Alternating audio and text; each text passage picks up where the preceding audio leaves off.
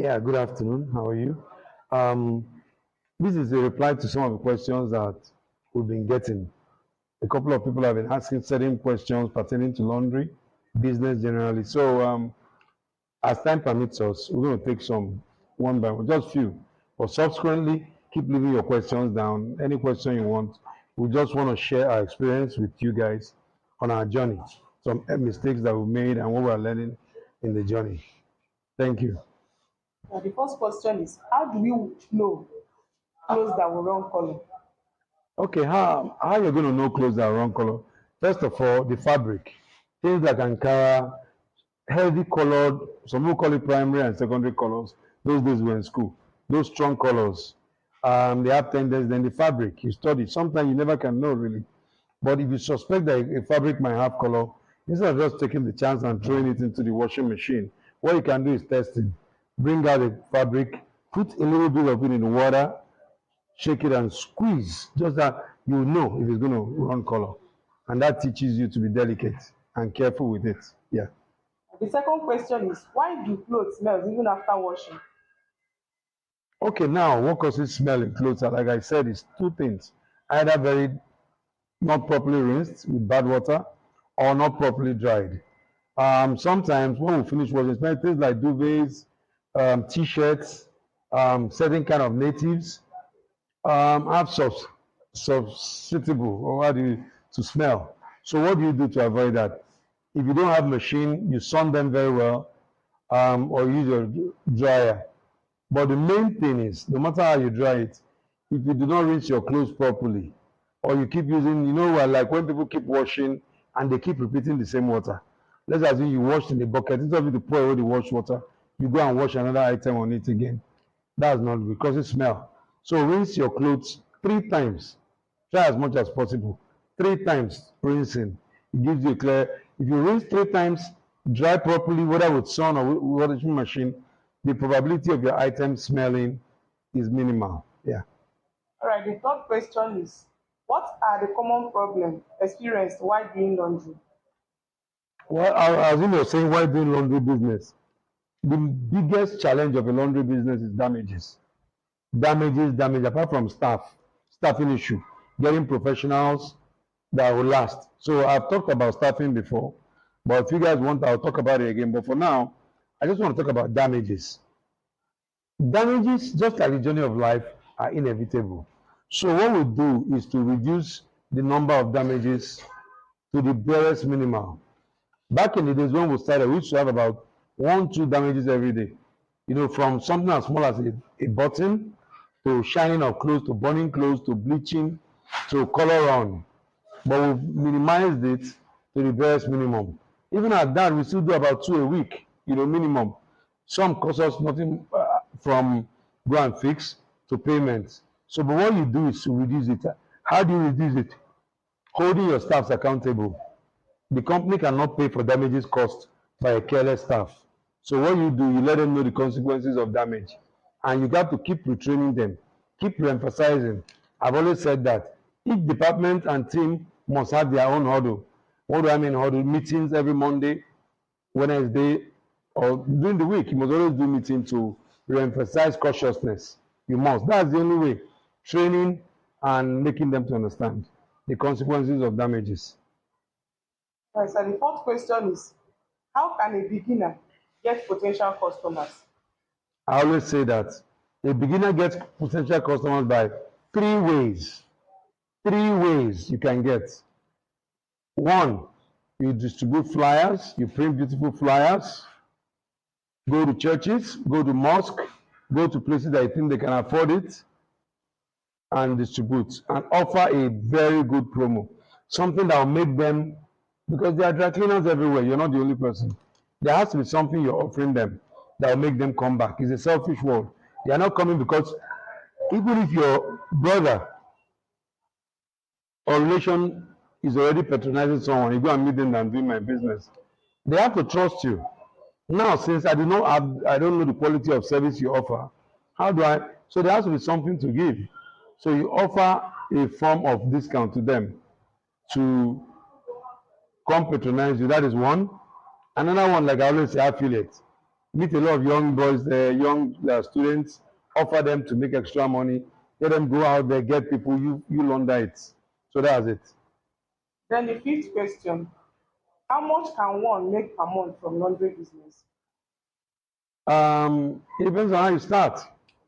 You know, when we started, it was 25,000. We made the first month. I repeat, and it grows. You know, now we are into millions every month. You know, and I have people that make millions per day in this business.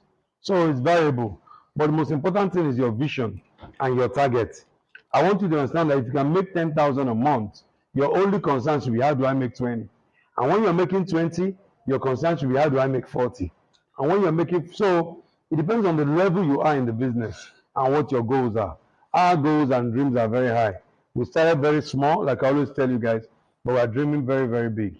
So that's it. It's the business is limitless. It has afforded us a decent lifestyle. It has afforded us the opportunity to employ over 30 something people, almost 40 at one time. And those people have dependents. Close to that means if you add everyone, the wife, whatever, on the lining of the business and those we support, that means we have close to 200 people under this humble business that we're doing. Yeah. The sixth question is, how do you revive white cloth that is fading? Well, there are fabrics that you cannot revive, but there are two ways. Either you use hot water and bleach, hot water, Ariel and bleach, or use what they call a whitener, laundress, what some of you call laundress. And I want to tell some of you, inculcate that into your business, whereby you call it white blasting, and you charge. It can bring you extra income when you do white blasting for customers. Maybe a white shirt that has been used for a while and is not lively anymore, and you want to liven the white. It's a great way to generate extra income for yourself.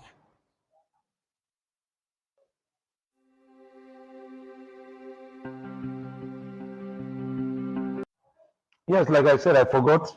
Most of you that are following us on the channel, I say again, what we're discussing is business, anything that has to do with business, anything that has to do with laundry, and how to be successful in it. Like I say, I'm here to learn from you while sharing some of my journey and our experience. So we do have a WhatsApp group of elite laundry people whereby we share ideas, encourage ourselves. If you're interested in joining the group, send your number to the number down there. Okay? Send your WhatsApp number 070 375 06466. 070 375 06466. If you send your number, we'll add you to the group. No cost, nothing. We're not selling any course or anything. Even though you offer training for those of you that want training, but that group is free. We put our knowledge, we share our over 15 years experience in this journey. Yeah, thank you. Moving on to the next question. The next question is, in the case of dry cleaning, which requires use of certain chemical and machine, and you don't have them, is there a way to do dry cleaning manually? Of course, everybody has a little beginning. If you look at that place, look at that, you see dry cleaning machine, big dry cleaning machines that we have. Now, we didn't always have that. That machine costs a lot to maintain. A lot is huge. So sometimes we don't even use them. So as a beginner, what matters is how you treat the customer's clothes. Yes, you can manually dry clean clothes with your white spirit, what we call white spirit, which is methanol. What that machine uses is peclone. Very expensive and has a toxic reaction. So yes, you can start. We do offer training on that. But you can use methanol to dry clean clothes. The good thing about laundry business is that you can start at any level you are and work your way up. Yes, so it's very possible. So the next question is, what is the best starch for laundry? Is it spray starch or cold water starch? Well, they have different purposes. Cold water starch is what you use to, it's called fabric stiffener. It stiffens your natives, your shirts, you want to look, staunchy. Spray starch, the job of a spray starch is finishing. You've ironed and you need that final smooth.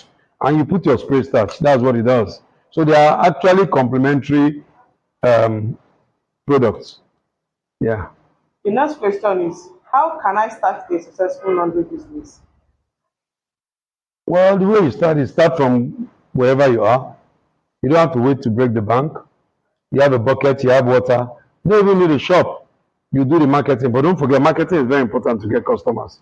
You can't just start. The issue is not just starting. If you start and you don't get close, you're going to watch, you're going to be frustrated. So your energy, 70% of your energy should be on marketing, 70 to get customers. That is it. So you can start with what you have, but dream big. Okay. The next question is, how do you revive colored clothes that is fading away? That's what they call fabric color stabilizer. Color stabilizer is to stabilize the color, and that's what they call color restoration. Restoration is when you're trying to bring out the color. So there are chemicals that do that.